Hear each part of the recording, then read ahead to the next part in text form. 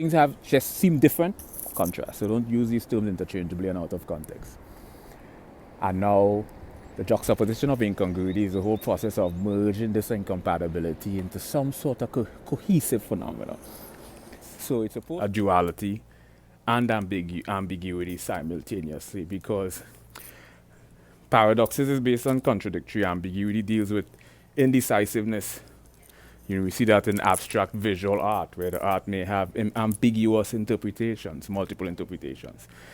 And because we have the wave pattern. So, from that perspective, what you find with not just neotypicals, but atypicals. No, I'm not an expert in this area, because my views are based from a self-referential, which is sort of subjective, and empirical analysis only, which is based on a sort of intersubjectivity or the collective view of others who've had the same experience as well.